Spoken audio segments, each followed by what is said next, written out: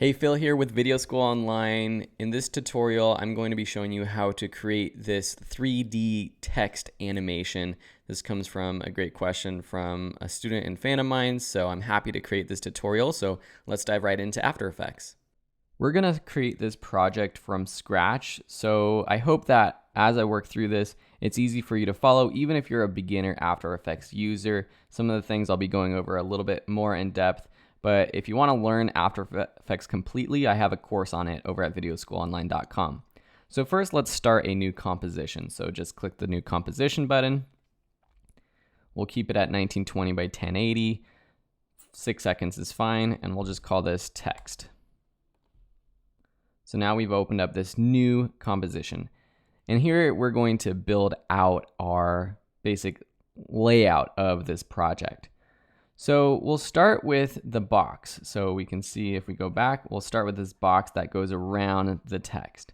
So we're going to use a shape layer to do that. So go up to the rectangle tool. I'm going to click on the fill text. And on the fill text, I'm going to click this none button so that there's actually no color in the middle. For the stroke, I will start with a 10 pixel stroke. Now let's just make a box. So I'm just going to click and drag. Try to make it like a rectangle. We can adjust this according to how big our text is later if we want to. So let's actually make this stroke a little bit bigger. For me, I'm going to make it 25 pixels. Depending on what kind of screen you're using, it might be a little bit bigger or smaller, or however you like. I'm going to want to center this. So I'm going to click this Align tab, which if you don't see the Align tab or library panel, just go up to Window, Align, and just click Align to the center horizontally and vertically. So the next thing we have to do is add the animation for this. So we want this initial animation. We're going to create sort of the 3D effect later on, but we want this sort of growing on animation from the bottom of the rectangle. To do that, we're going to use a trim path animation. With this layer selected, next to contents, click add, that little play button next to add, and then choose trim paths. We have this trim paths drop down now, and you can see what trim paths does with the start and ending percentages. So if you just drag the end percentage down to 0, you can see that it actually animates this line on. So what we're going to do is actually set both of these to 50% because we're going to have both the start and the end animate on. So now you can see if we go from 50%, it starts, the start animation will go this way, and the end animation will go the other way, like so. Let's actually set the end to 51% so we can see where we're starting from, because we want this to start from the middle of the bottom, right? So to change where this starts on the rectangle, change this offset button. So just click and drag the offset to the left, for me anyways, until that color ends up in the middle. It's kind of hard to see, so let's change the color of this stroke to white just by clicking the stroke color here and then choosing your color. So now let me just make sure. So this end, we're going to go down. So that looks pretty good. So now if we set this to 50, we're going to set keyframes. So let's set a keyframe for both of these at 50%, and this is how we animate things in After Effects. And then let's go to, say, around 2 seconds. With the end, we're going to go down to 0. And with the start, we're going to go up to 100. So you can click and drag it, or you can type in the number. Now, between 0 seconds and 2 seconds, you can see that this animates on. And I could play through that. Cool. The motion of it isn't perfect. So what we're going to want to do is add a little easy easing. So if you press function F9, or if you want to just right click, you select the keyframes, right click them, and then go down to keyframe assistant, which I know you can't see on the screen right now, but easy ease. Go to keyframe assistant, then easy ease. That adds this easy ease, which basically slows the animation down. It ramps it up and then it ramps it down. So it's not a pure like 100% speed the whole time. We can even go into the graph editor by clicking this graph editor button, selecting the keyframes, and then you have these little toggle lines. And if we drag them in, we get a little bit more of a pop in our animation. So that's pretty cool, right? So that's the start of our animation. Let's now build out our text, and then we're going to animate the other parts. So I'm going to click the graph editor to get out of there. Close this down. So let's add our top text. So we'll just call this 3D text. Now let's put this inside of our box. I can change the font size or the font choice to make it look better, or however you want. I'm using Open Sans, the font. And I'm also going to make sure it's centered perfectly with this composition and with this rectangle by going to the Align tab and clicking Horizontal Center Alignment. We can also vertically center it, which it looks like it already is. To animate this on how we have it in the full animation, it kind of pops up from the bottom of our line that's being drawn on. So we're going to use a track matte animation. So to do that, we need to create a rectangle that basically blocks this text. So just use your layer or your rectangle tool. Make sure you don't have any layers selected down here. And then click and drag over our text. You could actually just duplicate the shape layer if you want, but that we've created below. But I'm going to do that. And then now actually we have to turn our stroke off and then turn our fill on. So just click the fill button and choose a color. And what I'm actually going to do is move this shape layer that I'm going to rename outline, which is the rectangular outline, above these other layers. With the 3D text layer, we're going to choose toggle switches modes if you don't see this track matte column. And then where it says none, click that and choose alpha matte shape layer 2. So it's using the shape layer 2 we just selected or created as the alpha matte. And what that means is, and I can show you if I select the 3D text, if I move this text around, it actually disappears where this shape layer 2 is not basically. So if I turn off the outline, I can show you that it actually disappears where that shape layer is not. Okay, makes sense? So we're going to animate this 3D text from going below this layer to where it is right here. So let's go to the final sort of resting position right around 2 seconds.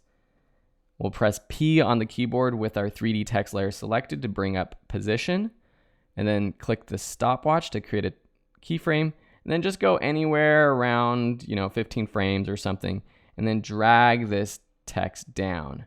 So we're going to drag it down just by clicking this position and dragging it down, or you can click the text and move it down. I'm also going to add easy ease to this, so function F9 to add that easy ease. And we want to make sure that it pops up right after this bottom line is animating on. So you can see here that we want it to pop up right about there. So what I can do is actually just take this first keyframe, drag it to the left right about there so it's popping up. So now it pops up right after that line animates on, which looks pretty good. And we can make this pop a little bit more by going to the graph editor. I selected those keyframes first.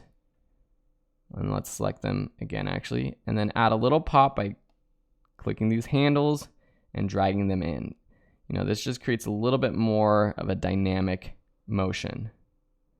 What that does though is it changes when it pops up right here. It makes it a little bit later because we ramped it up a little bit slower. So let's go right about there where the text would be fully covered by that line and drag this over just to the left.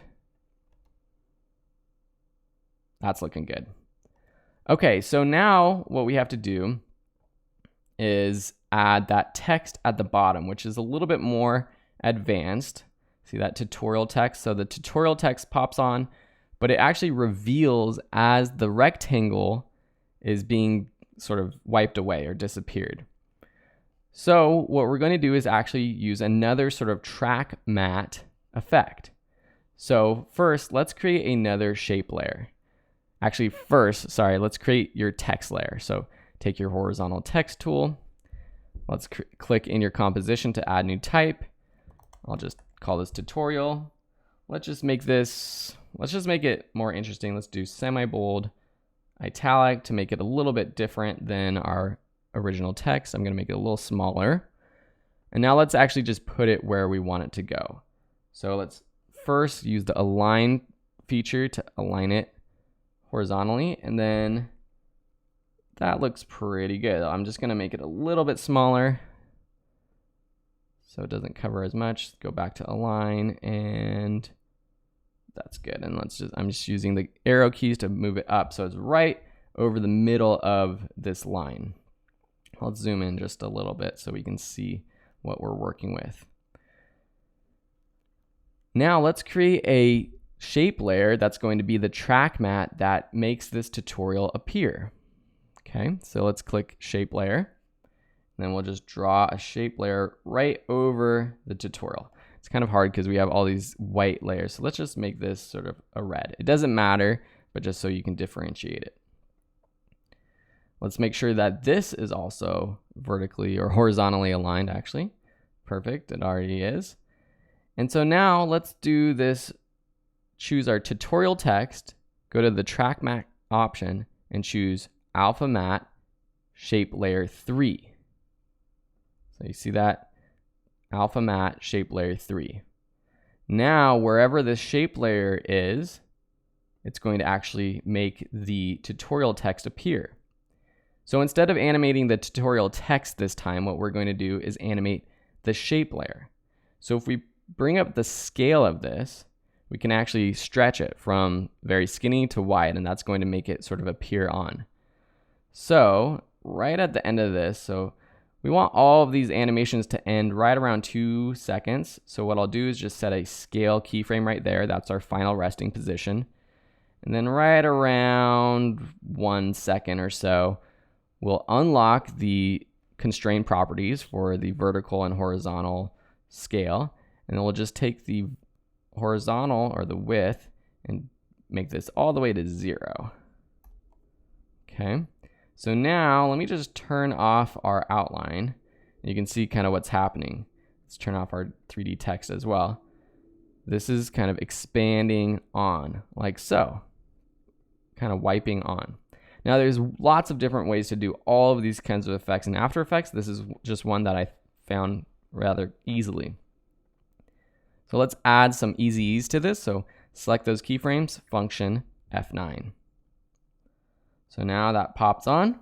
Let's turn our outline back on and our 3D text back on. So we want to make sure that this is popping up at the right time. Maybe we're going to make this a little bit later. So let's actually select both these keyframes and drag them a little bit later. Now, how do we make this sort of rectangle shape disappear?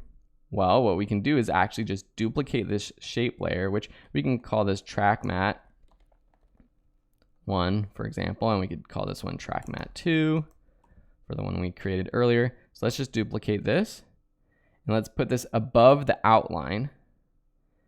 And what we're going to choose is actually alpha under track matte for the outline layer. We're going to do alpha inverted mask. So let's see, make sure you can see that. Alpha inverted matte. So instead of having this track matte affect the outline layer so that the outline only appears where this track matte layer is, it's the opposite. The track matte layer basically erases wherever the track matte layer is. So now, since we just copied it, it copies the wipe that happens on the text layer too. Cool, right? So now let's just play through this so we can see what we're working with. It's pretty cool. I think this animation of the text wipe right here happens a little too slow, and we want that sort of pop. So let's go to the track mat, both track mats 1 and 3. So I selected both of those. Press U twice on your keyboard to bring up both of them. I'm going to drag and select all of these keyframes, go to the graph editor, select the keyframes on the graph editor, drag the first ones with the handle to the right and the second one's on the handle to the left. And now let's see what this looks like. Yeah, that looks pretty good. I think we can actually make this a little bit earlier now. So let's start it a little earlier. So I went out of the graph editor. Now I'm selecting these, and let's just drag them all to the left just a little bit. Nice.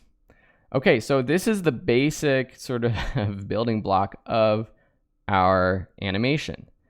There's one more thing we can do to make this look a little bit more natural. Let's just add motion blur to all of these layers. So just select all the layers. I'm pressing Command A and then clicking in the motion blur column. And then I'm clicking motion blur right here to add motion blur to make sure it's enabled. Okay, that's pretty cool. You know, you can play with the speed of everything, but I think we'll move on. The next thing we want to do is finish the coloring. So in this original animation, we have this sort of gradient. It's relatively easy to add. So just go to Effects and Presets, just type in gradient and choose this 4-color gradient and add it onto the outline layer. Now you have your 4 points. So if I fit this, let's just see. You can see that the 4 points of our gradient are all on the corners, which works for me. And then we're just going to change the colors. So we'll pick like a pink for this top left one. For this green one, we'll do that blue that we saw. For this pink one in the bottom left, we'll make it a little bit more like purple. And for this blue on the bottom, just make it a little bit more like light blue, a little more teal. And maybe for this top one, we'll make it even a little bit brighter, something like that. Cool, so that looks pretty good. I think the stroke looks a little bit too wide. So I'm gonna drop that down for the outline to 20, see how that works. That looks pretty good. It could be even a little bit less, but that just depends on what you like. Awesome, so now we have our basic animation. How do we add that 3D sort of effect? We're going to pre-compose all of these layers. So I'm just going to actually select all of them, press Command Shift C to pre-compose, or right click and select pre-compose. And I'll just call this 3D text. And actually, you know, it's kind of reversed. This composition should have been called 3D text. This one we're working on now should be called 3D text. The original one should be just text, but that's okay. Let's turn on 3D by clicking this cube column. And now we can animate this in 3D space. So again, we'll start by setting the end points. So right around the end of the animation, around 2 seconds, 15 frames, press P to bring up, actually not P, R to bring up your rotation. Set your X and Y rotations. And then let's go back. We don't want to go back to the very beginning because we can't really see what's happening, but we'll just go back around here and then we'll rotate. So we'll rotate the Y rotation to, well, let's start out with about -34 and the X rotation about -76, Y rotation maybe more like -29. And then let's take these first keyframes that we just selected or created and drag them to the beginning, right before the animation starts happening. Now let's play through this, see what it looks like. And there you have our basic 3D sort of look. We can add easy ease to this to make it look even better, at least to me. All right, so that is our 3D sort of look. Let's add motion blur to this, which will make it look a little bit more realistic because everything in real life that moves has a little bit of motion blur. All right, before we move on and quickly reverse this animation, let's actually just rename these compositions so that we are not confused. So this original one, let's rename to just text. Now the one that was text that we added the 3D animation to, we'll call 3D or 3D text. Let's make sure we have the right one. Cool. Okay. So now what we're going to do is quickly reverse this animation. So to do that, what we're actually going to do is we can pre-comp this, or what we can do is actually put this 3D layer into another comp, which makes it the pre-comp within another comp, which is easier so we don't have to rename it. So let's just drag the 3D layer into the composition button, and then we'll rename this 3D2 comp to full animation. And what we're going to do to quickly reverse this is add time remapping. So right click it, go to time, and enable time remapping. This adds keyframes to the start and end of this composition. So now we can actually play with time using keyframes. So we're going to go to the middle of this animation right after everything appears, around 3 seconds, and we're going to set a keyframe. Then what we're going to do, and we set a keyframe by clicking this little diamond button to the left.